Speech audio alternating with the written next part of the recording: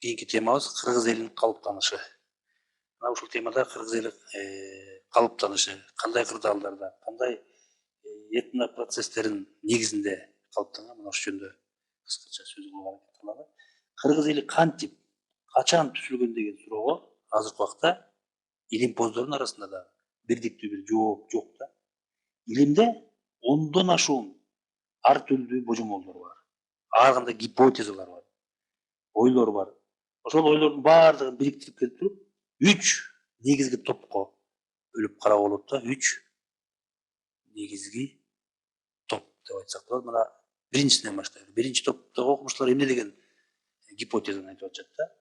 Биринчи топтогу окумуштуулар бул кыргыз элинин калыпта түзүлгөндүгү боюнча. Кыргыз эли дейт, кыргыз эли. Теңир тоого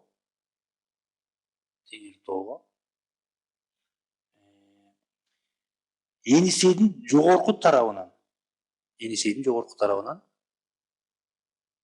дарыясынын жогорку тарабынан көчүп, миграция жолу менен келген деген гипотезаны айтышат да. Бул гипотезаны айткан окумуштуулардын эң биринчи болуп ким айткан? Бул орус академиги Миллер деген окумуштуу. Ошол 1700 Миллер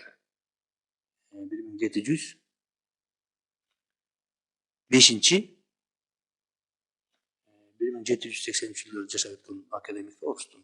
Ошол Миллер деген окумуштуу ушундай бир гипотезаны айтат. Ал эми экинчи топтогу окумуштуулардын ою эмне деген нерсени айтып атышат да. Булар окумуштуулардын катарында Чокон Валиханов мына бул жерге жазып коюп чыккан казактын окумуштуусу. Бичурин мына. Аристов деген орустун чыгыш изилдөөчүлөрү дейт. Мындай ойду айтып атат да. Кыргыздар эч жактан келбестен эле, эч жерден келбестен эле, байыртадан эле ушул Теңир тоону жердеп келишкен. Жана ошол жерде жашаган уруулардын негизинде, ошол жерде Теңир тоодо жашаган уруулардын негизинде калыптанган деген бир ойду айтышат да. Бул экинчи топтогу окумуштуулар. Мына буларга болсо Чукан Валиханов, Бичурин, анан Аристов деген орустун ошол окумуштуулары ушул ойду айтып атышат да. Ал эми үчүнчү ойду 1956-жылы 1956-жылы ошол убакта Бишкек шаарында, ошол Фрунзе шаарында, азыркы Бишкек шаарында өткөн чоң бир конференция болгондо, ал конференция ошол кыргыз элинин этногенези боюнча, кыргыз элинин этногенез деп атат, өзү айтып аткан этногенез келип чыгышы боюнча бүткүл союздук илимий практикалык конференцияда СССР Илимдер Академиясынын, Кыргыз СССР ИАсынын Илимдер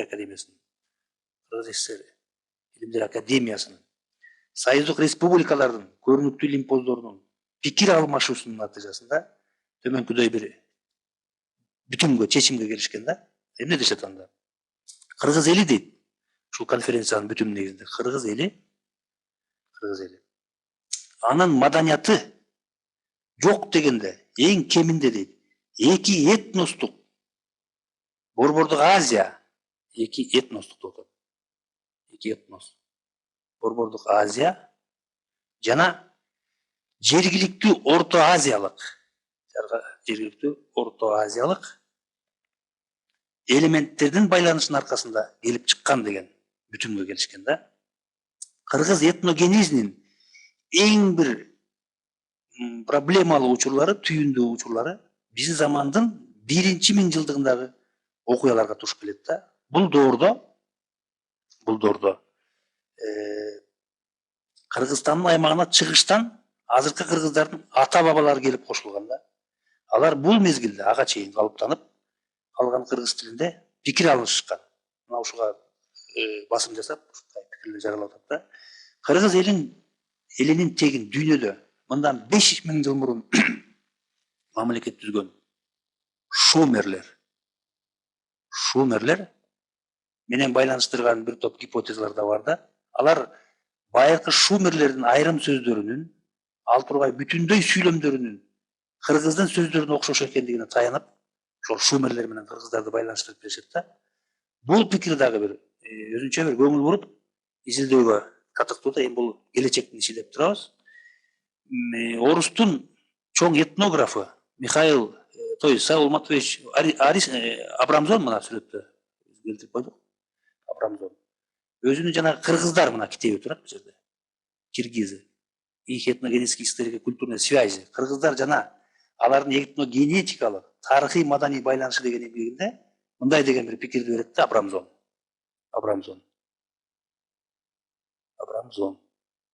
Мындай гипотезаны айтат.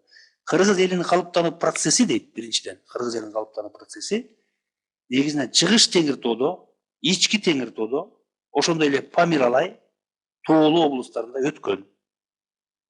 Экинчи гипотезасын эмне деп атат? 14-17 кылымдарда 14-17 кылымдарда калыптанган кыргыз элинин негизин деп атат. Кыргыз элинин негизин кимдер түзгөн деп атат? Биринчиден түрк тилдүү жергиликтүү уруулар. Түрк тилдүү жергиликтүү уруулар. Түрк тилдүү жергиликтүү уруулар. Бул ошол 14-17 кылымда калыптанган кыргыз элинин негизин деп атат да. Түбүн ким түзгөн дегенде Абрамзон айтып атат. Биринчиден түрк тилдүү жергиликтүү уруулар. Экинчи негизинен түрк тилдүү түштүк сибирдик, түрк тилдүү түштүк сибирдик, борбордук азиялык жана көчүп конуп жүргөн уруулардын ар кайсы уруулардан көчүп келген тобу. Уруулардын көчүп келген тобу түзгөндө бул Абрамзондун пикири боюнча. Андан кийинки үчүнчү негизди бул монгол жана казак ногой урууларынан чыккандар түзгөн да. Казак ногой урууларынан чыккандар түзгөн. Бул Абрамзондун пикири боюнча. Көпчүлүк окумуштуулар азыркы кыргыз элинин курамында Енисей компоненти бар экендигин айтышат да. Енисейлик ошол кыргыздардын компоненти бар экенин айтышат. Чындыгында Енисей кыргыздары Теңир тоодогу кыргыз элинин калыптануу процессине Енисейдеги Енисей кыргыздары Теңир тоодогу кыргыздардын